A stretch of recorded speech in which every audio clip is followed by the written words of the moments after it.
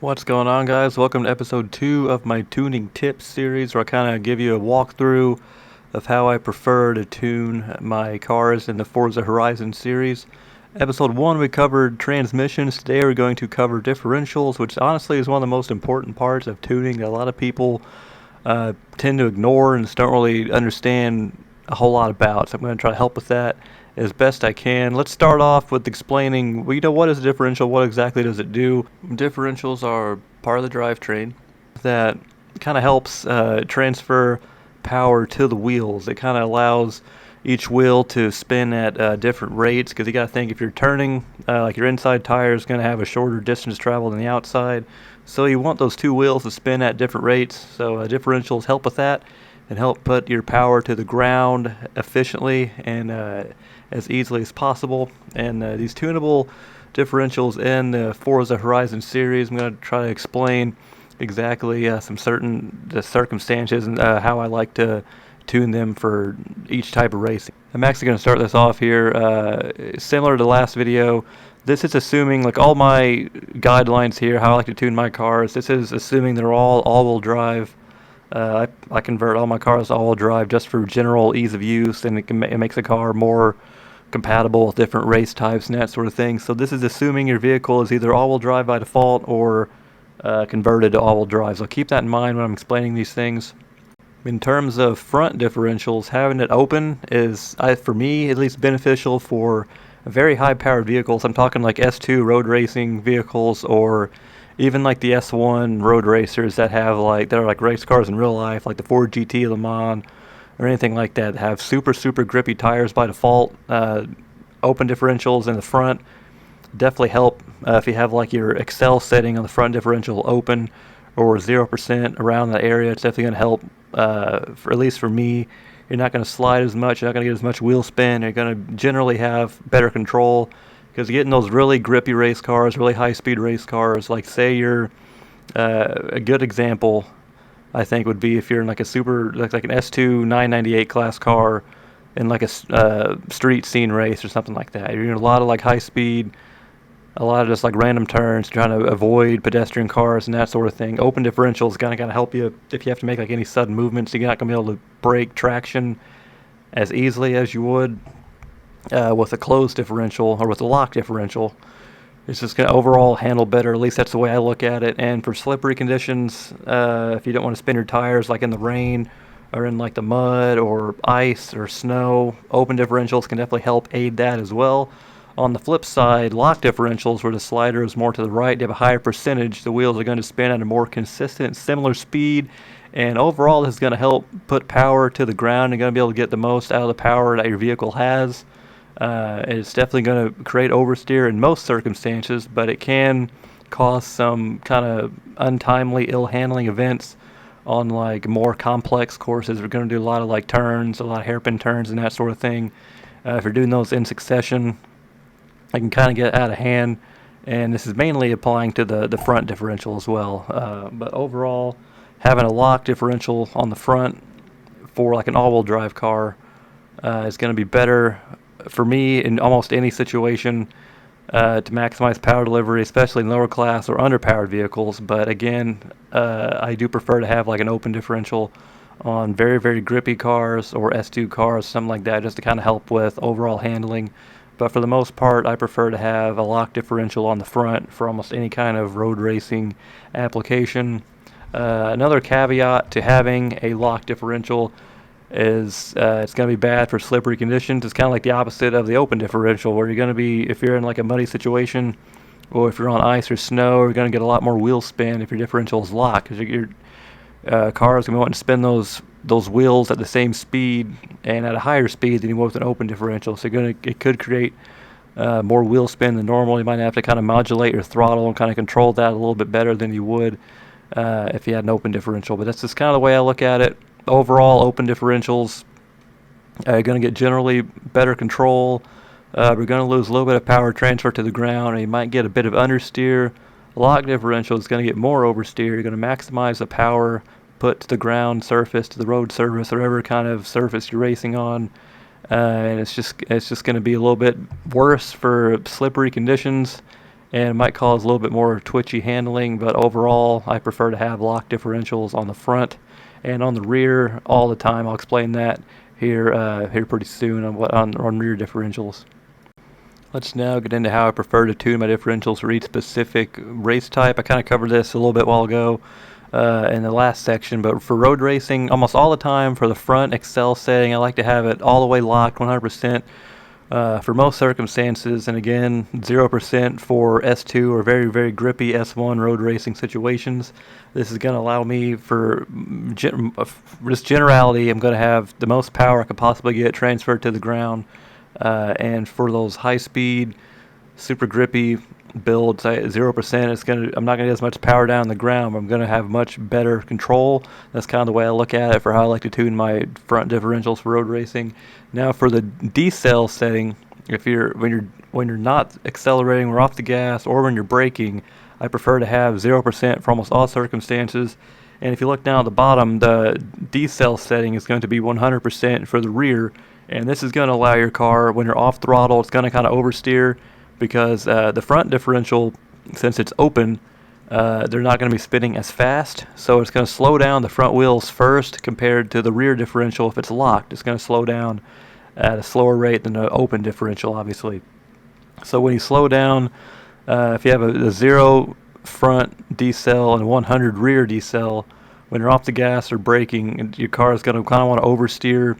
It mainly, I think it's has more of an effect if you're just off the gas. Like if you're going to try to set up a corner, let off the gas, your car is going to kind of want to oversteer by default and kind of make that initial turn-in entry a lot easier, because it's going to slow down the front before it slows down the rear. So your car is going to kind of naturally want to go whatever direction you have the steering wheel turn. The front of it's going to want to go first.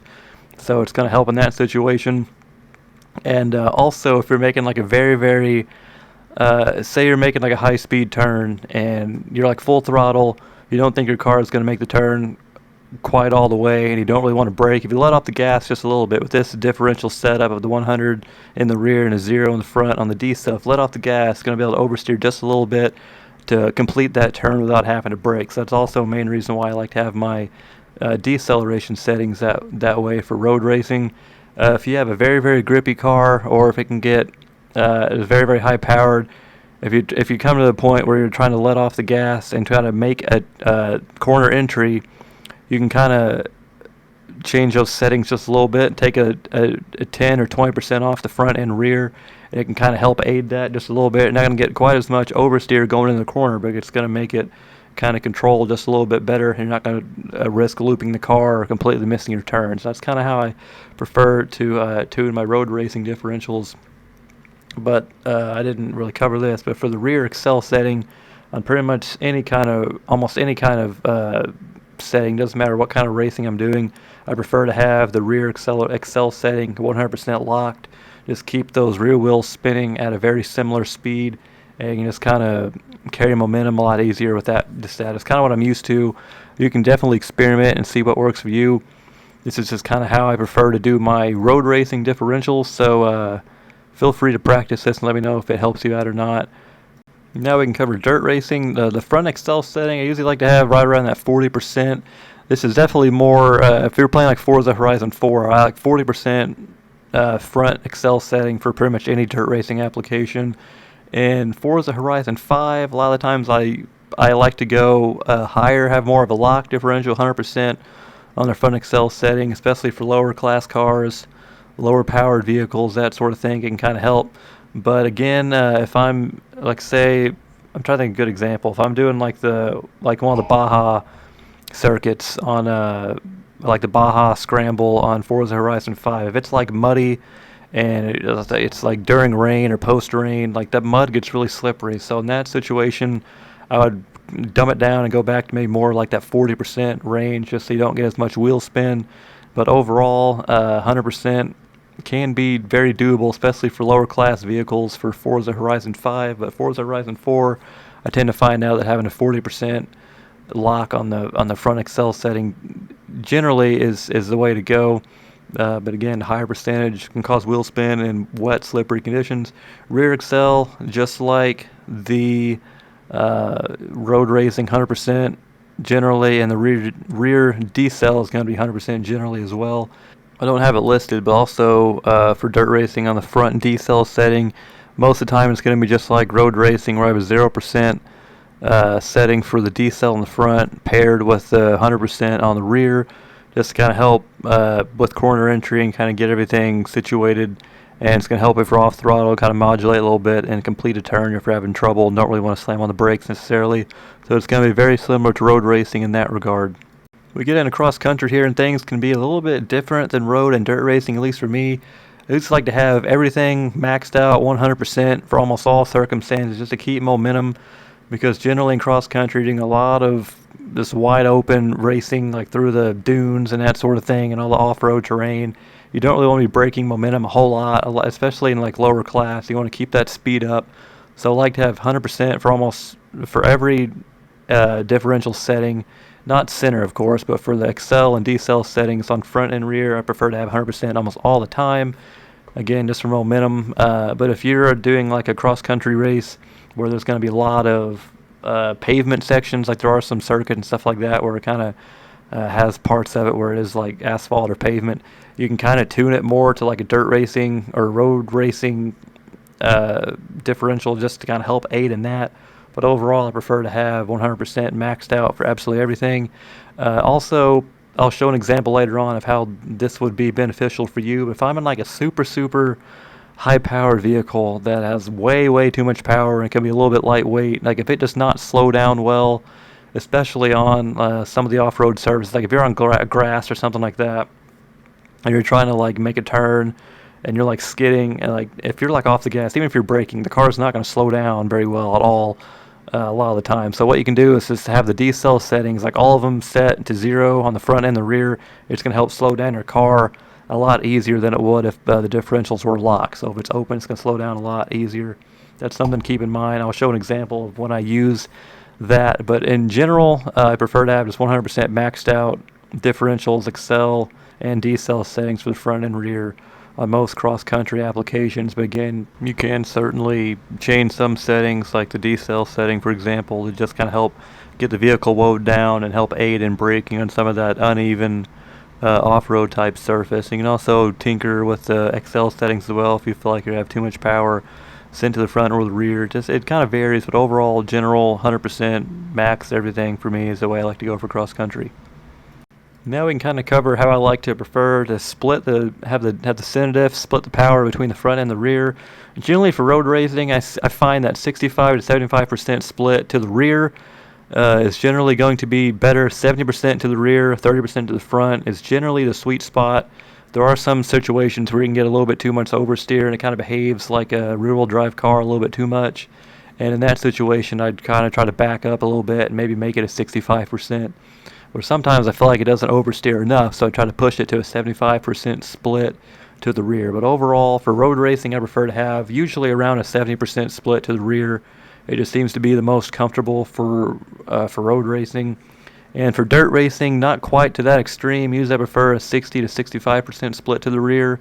There are some circumstances where I go less or more than that. There are a couple examples I can think of off the top of my head, like in Forza Horizon 5, I know for like 800, the Ford GT40 Mark 1, I have a 70% split to the rear, just kind of help oversteer a little bit. Because there are some situations where those off-road tires do not really want to cooperate on like the pavement surface. So having that split definitely helps a little bit. But generally, I like to practice having a 60 or 65% split to the rear for dirt racing. And cross country, almost all the time, have a 50% split where it's going to be a balance between the front and the rear evenly. And again, having the 100% XL and decel setting maxed for cross country, it's usually the way I like to do it.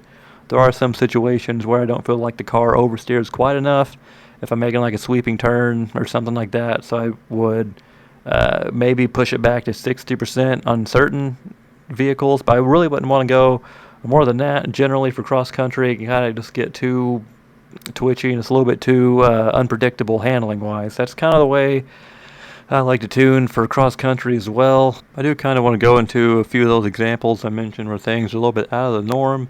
This is one for S1 road racing. It's a 2017 Hoonigan Gymkhana 10 Ford Fiesta ST And as you can see, almost everything on this is almost contrary to what I just explained, but this is just the best way I could get the car to handle. It's very, very high powered, high torque, and especially on like snow or something like that with the rally tires, it just needs a little bit of help handling wise. So the really the two differences are going to be the decel setting on the rear and the accel setting on the rear. Those are going to be the two main ones. The decel setting on the rear being a 25 instead of 100, it's going to slow down the rear a little bit easier, and just overall aid in helping getting the car slowed down.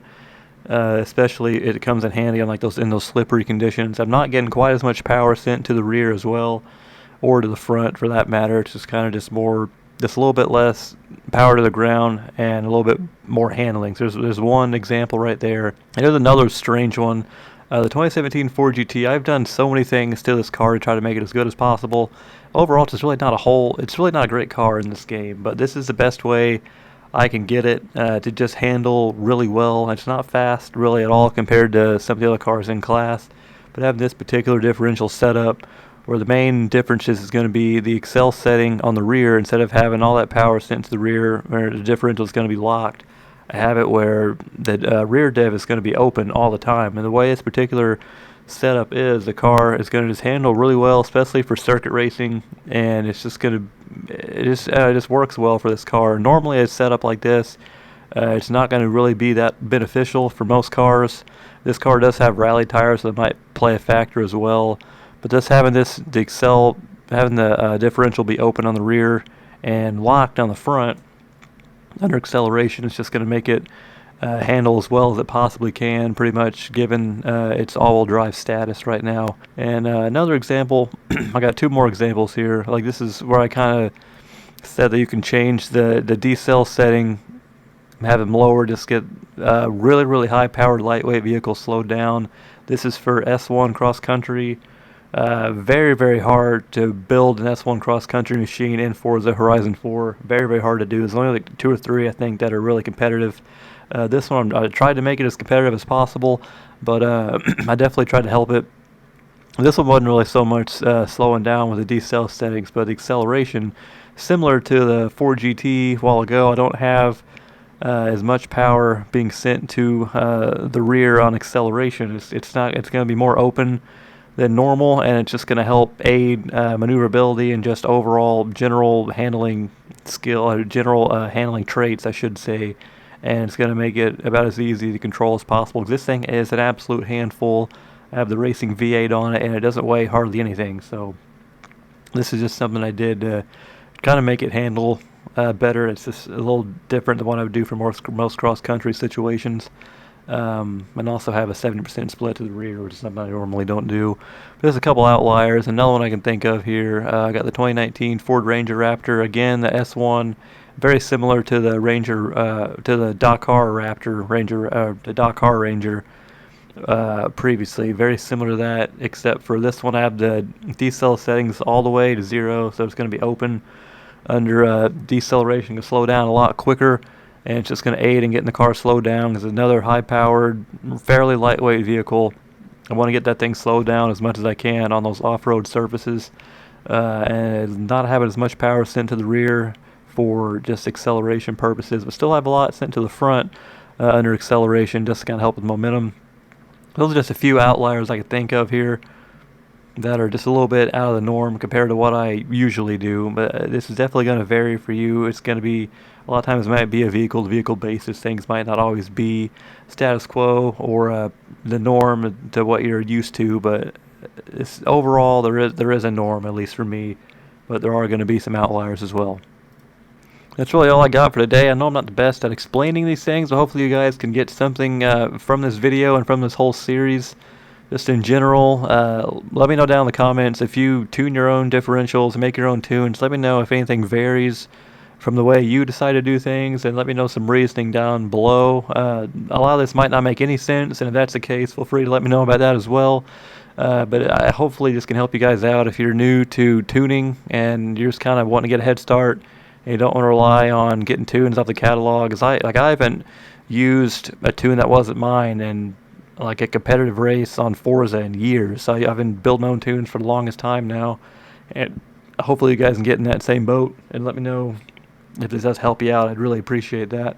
I'm not entirely sure what I'm going to cover yet in the next video, but I'll definitely see you then.